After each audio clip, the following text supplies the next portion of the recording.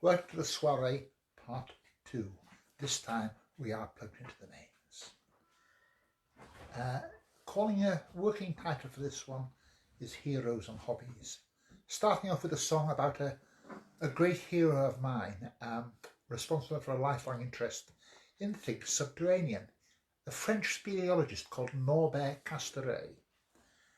He did things that by modern standards weren't very PC, so his reputation is a bit flawed. He used to take stalactites home with him to hang them from the roof of his own artificial cave, which isn't the sort of thing you really do these days. Oh, hang on, the guitar's out of tune now.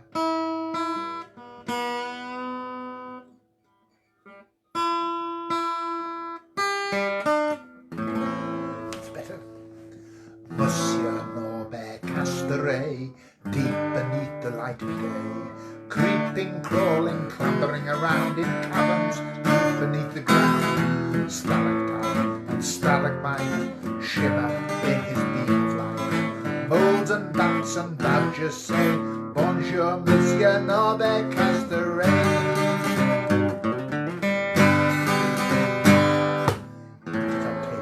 Much cajoling when I read your books extolling all your passion for potholing. It agreed that day.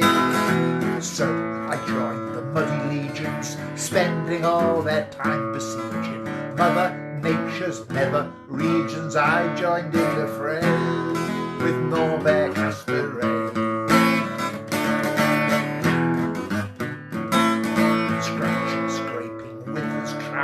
Riding through Earth's rocky bowel, never throwing in the towel, see him make his way where the icy waters lap, plunging through a flooded trap. Just a candle and 3 matches in his bathing cap. We all stand amazed by Norbert Casteret. Monsieur Norbert Casteret, deep beneath the light of day, creeping, crawling, clambering around in caverns deep beneath the ground. Stalactite and stalagmite shimmer in his beam of light. Moles and bats and badgers say, Bonjour, Monsieur Norbert Casteret.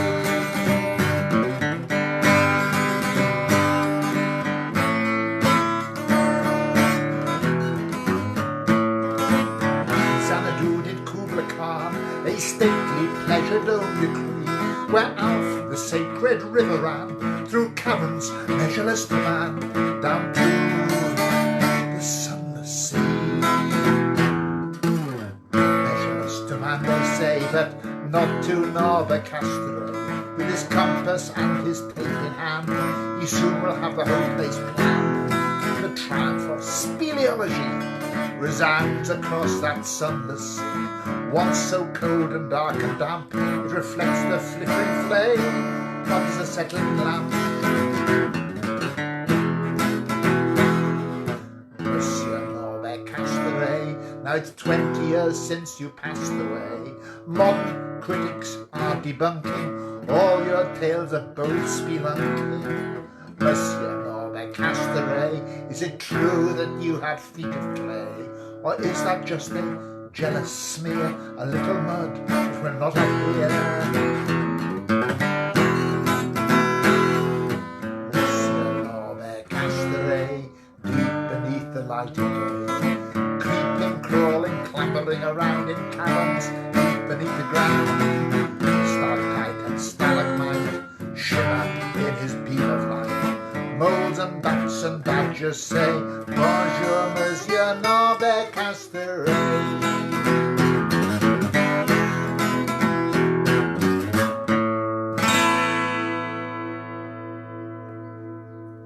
Norbert Casteret, a song about a hero. And this is a song a bit the opposite. It's about an anti-hero, well actually an anti-heroine, a famous politician of late in the 20th century whose name you may know. It's a song that doesn't try to be totally critical, but it's a little ambiguous, I think, called M.T. Eulogy. She was a very famous person. She was always in the news.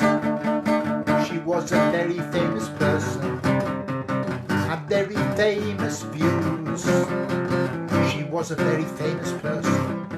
All the attention that she got.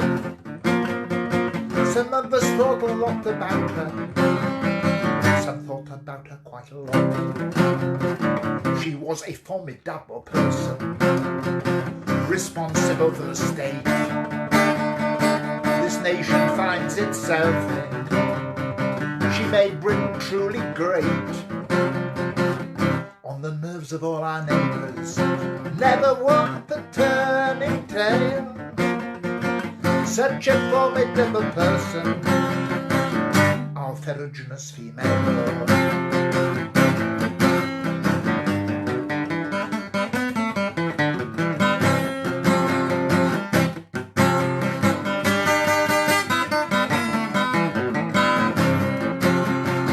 She was a rather frightening person.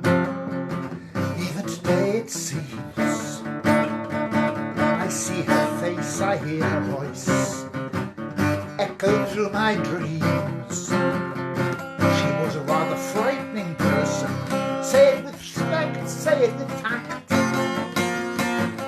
We shall not see her like again. Let's celebrate that fact. Now she's a rather former person.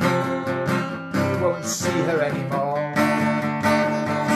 She's a rather former person. Slipped out through the door. She will go down in history. Now it's St. Peter gets to meet her. But am I glad that I ain't he? Empty eulogy. Right, another one. Elaine's going to help me with here. We're getting on to hobbies now. This is a song. I did songs about origins a couple of weeks ago. This could have fitted in there, but I got so many songs about fossils I had to divide them up. And this is about fossil collecting, which again has been a hobby of mine for a long time. And talking to my fossils about the good and practical uses that fossils can be put to.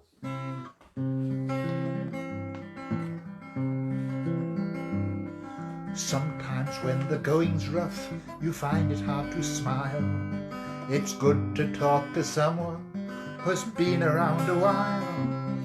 Someone who will always stay the same from day to day. Someone who may know a lot that hasn't much to say. Someone who can guarantee their lips are safely sealed. Someone to whom your darkest secrets all may be revealed. So here I am, talking to my fossils. Fossils are so economical and so easy to keep. They're all perfectly house-trained, and fossil food is cheap. They serve practical purposes. It's good to contemplate a best friend who's a doorstop or a useful paperweight. As conversation starters, they are the very best. And you tell your neighbour, this one's a debut new film by Partium from a Lemurian of Weardale. They always look impressed. So here I am, talking to my fossils.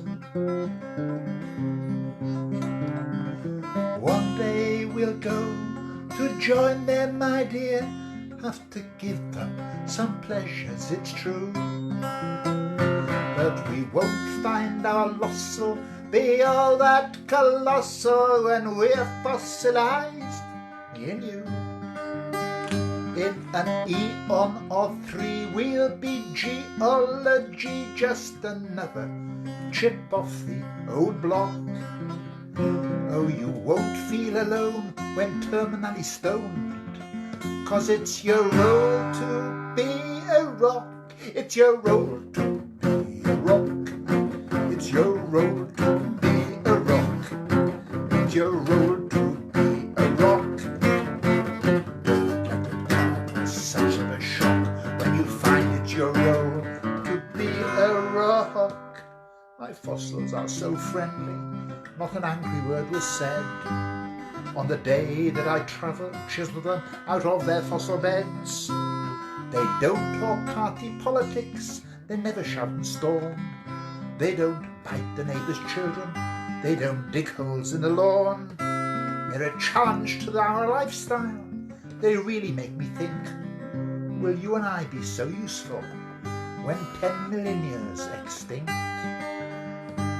So here I am, talking to my fossils. Old friends, a unique service we can offer you. Many alternative forms of advice and guidance are available today, but we believe that we are the first who can offer you fossil counselling. Before you laugh, just think about some of the advantages. Fossils are mature. They have been around much longer than any human counsellor. Fossils will remain silent. They are never rude. They will not interrupt you. Whatever you say to a fossil remains totally confidential forever. Fossils do not get bored or tired. They will not leave the room for a cup of tea. Take a fossil home with you, and your friends will never know. Please allow me to read to you some of the testimonials we have already received. Mrs. Eliza S. of Skegness says, I have never been the same since the day I spent talking to 3 friendly Bellamites. Even my friends look at me differently now. Albert W. of Bermondsey says, I poured out my heart, I ranted and raved, but the echinoid you sent me never batted an eyelid. He was a real rock. Gertrude S. of Ryder says, I told the Ammonites everything. All the things about myself I have never dared to tell anyone else, and she just maintained a stony silence. You too might find talking to a fossil a great help in your hour of need. Whatever else, we can guarantee to leave you with an old friend. So here I am, talking to my fossils. Right. Next one. Collecting still. Different form of collecting. This is stamp collecting. There aren't actually very many songs about stamp collecting, so I felt we needed one. So it's got a bit of history in it as well.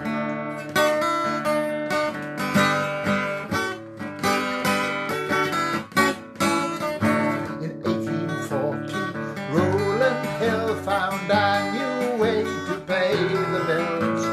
Morning with tea and toast, he invented the penny post. By means of an adhesive stamp, now Boy Scouts can't write home from camp. The proceeds left in postman packed by jelly meat whiskers for his cat. Very soon after this new dawn post haste, a brand new craze was born. Even used stamps could be fun if one made a collection. Penny black, tuppenny blue, every day brought something new. Squares of paper, backed by gum, sort them out and stick them in an album. It's an educational occupation, it's a hobby anybody can share. Philately, philately will get you everywhere.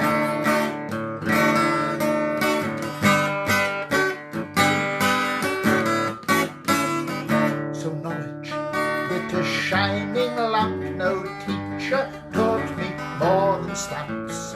Every time I took a look, all nations were laid out in my book. I was current with each currency, with politics and geography, all the flora and the fauna of this round earth's furthest corners. The world is wide, if we could ride and never mind the fare. Philately, philately will get us everywhere.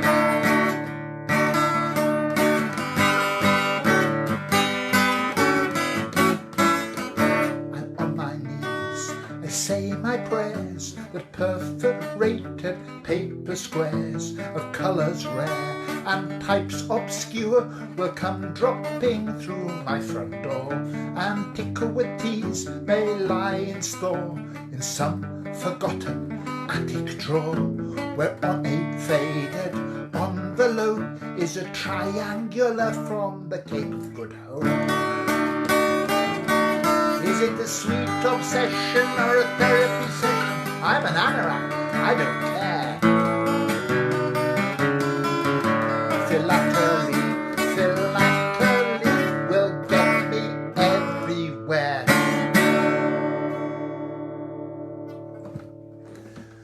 Right, another hobby. I was really into stamp collecting when I was maybe 10, 11, 12. Later on, travelling around became important, and when I was 16, I got my first independent transport other than a push bike. I got a moped. It was a 49cc NSU Quickly, and I loved it.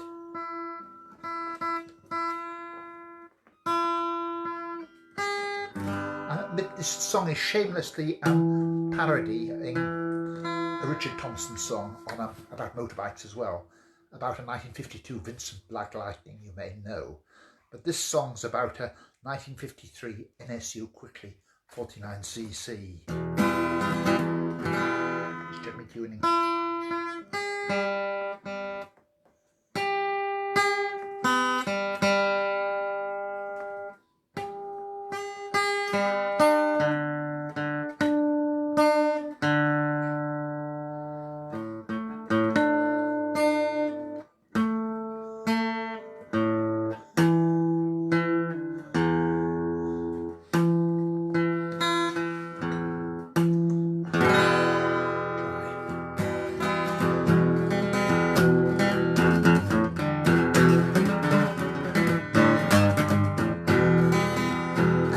I found my freedom was back in '64.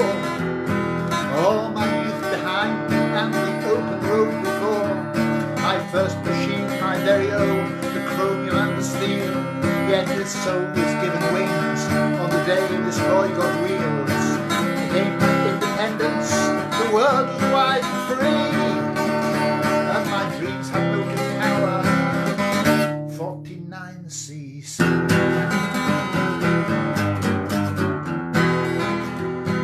Throttle at my right hand, on my left the gear change, first and second with neutral to complete the range. A fuel tank before me, it took 5 pints to fill. A pair of pedals gave me extra power upon the hills. The highway calling to me was good to be alive. The needle climbing slowly, 33, 34, 35. Same size engine as a lawnmower, but I know you will agree. A lawnmower ain't got a soul like an NSU Quickly. You can keep your rally runabouts, you can keep your Norman Nick, you can keep your Honda Japanese watchmaker's job. She was far from you, how I loved my NSU. Even now I think of her, sometimes I sob. All those times I changed the spark plug, or I put the chain back on. She even let me take off her cylinder head to scrape away the carbon and leave the gasket out. That would gain 5 miles an hour, so someone said. Same size engine as a lawnmower, but I know you will agree. A lawnmower ain't got a soul like an NSU Quickly. Then I fantasized about having a bit of skirt on the back, but in the rear seat department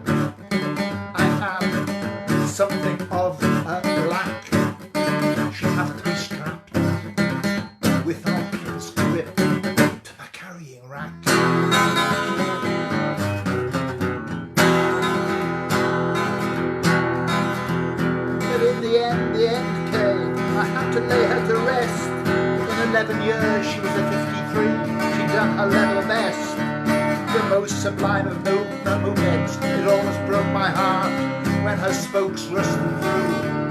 Her back wheel fell apart. I'll never forget when she gave me my very own two-stroke. The clatter of her engine and the faint trail of blue smoke. Same size engine as a lawnmower, but I know you will agree. A lawnmower ain't got a soul like that. NSU quickly. NSU quickly. Sadly shambolic, I'm afraid. Right, let's see. Right, yes. Another hobby, going to car boot sales. And it sort of took over Tynedale a few years ago. Every Sunday morning there were vast car boot sales, virtually an alternative religion. So I wrote a song called Car Boot about a mysterious deity called Car Boot.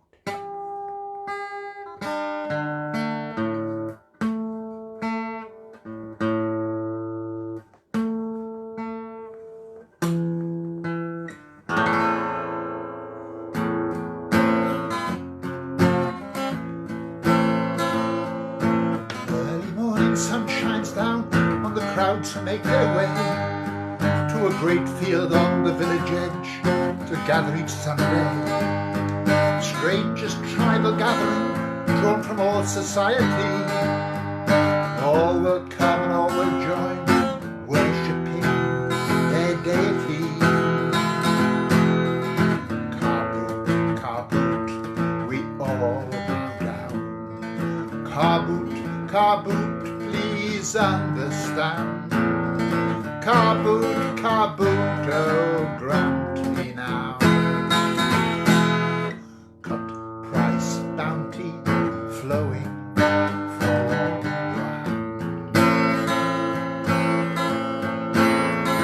1,000 lurking entrepreneurs leap out from their closets, excavate domestic archaeological deposits, seasoned garage artifacts so suited to your purse. A hamster cage, a hamster city, or a hamster universe. Exhumations from the attic, the cobwebs and the dust, that generate nostalgia and an allergy to dust. Old sea chests and grandma's vests, and all laid out to sell. Price is right, maybe grandma herself as well.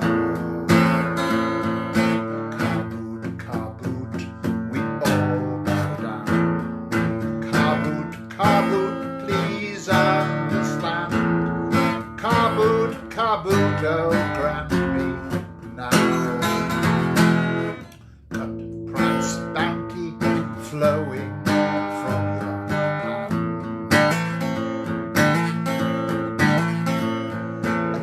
Record player labelled classic audio. The stylus it is missing and the motor will not go. There's no electrics here, so I'm afraid you cannot try it. If car boot smiles, you sell the thing. If car boot frowns, you buy it. 5 years old computer games for a special treat. An exercise bicycle that lacks pedals and the seat. My Little Pony knacker's yard, a Barbie amputee. And Teenage Mutant Ninja Turtles thrown in for free. Car boot, we all bow down. Car boot, please understand. Car boot, oh grant me now. Cut price bounty flowing from your hand. But there's wisdom and there's virtue here, you find it before long. In 1,000 dog-ears boots written by Patient Strong. And here's a special bargain waiting for the camping free. A plastic porta potty that has just sprung one slight leak. but the price is out there somewhere. That's something we all know. The pot of gold at the end of the great car boot rainbow.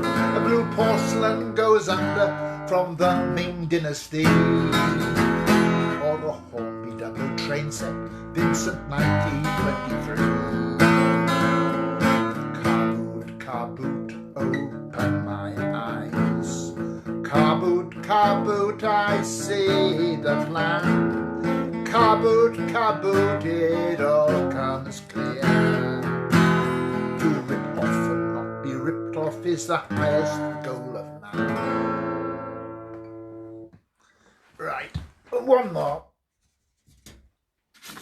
Back to heroes. And this is for my old Sunday school teacher, Harry Champion. Long time ago now, but he was a good guy. And there's one of these people at his funeral, which wasn't a sad one at all really. It's very triumphant, amusing as well, because he was a great joker. But I learned things about him I'd never known.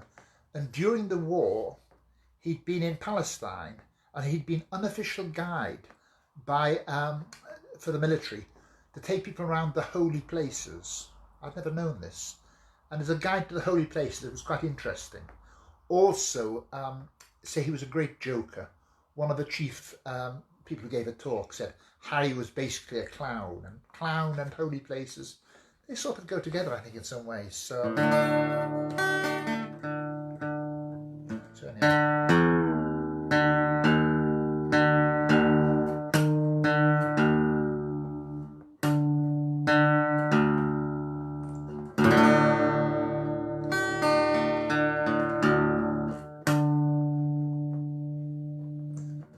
Sorry, I'm having tuning problems tonight. Anyway, we'll try this. This is called To See the Holy Places.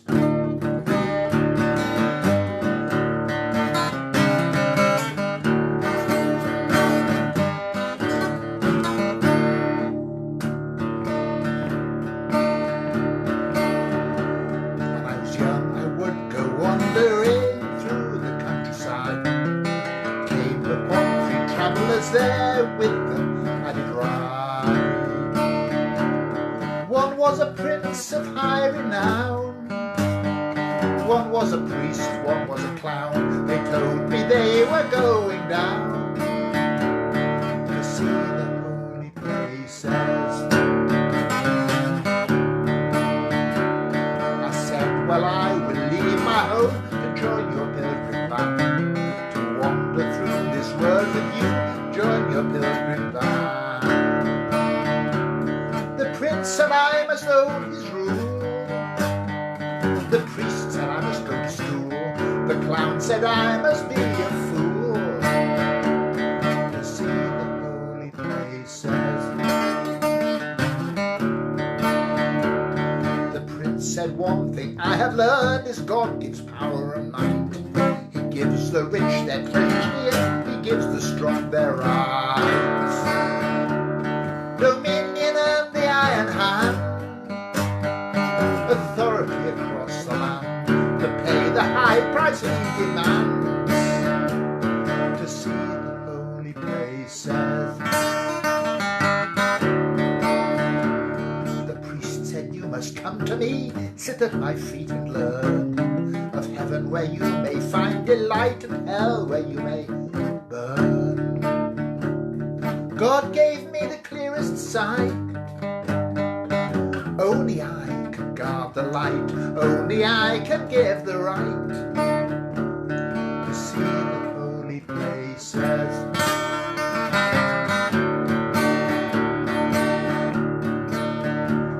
The clown spoke softly, friend, beware the masks of human pride.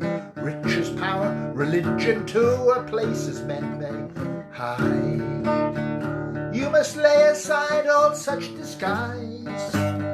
Open your heart, open your eyes, the grace that floods the earth and skies. Then you will see the holy places.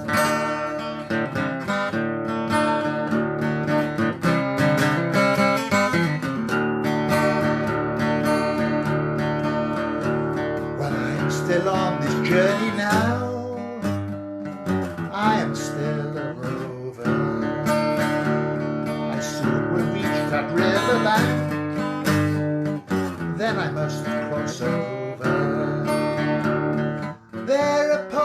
other side.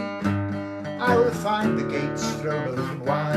The clown waits there to be my guide, and we will see the holy places. See the holy places.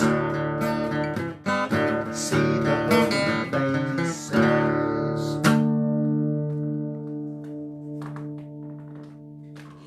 Good night. Next week, some songs about faith and doubt.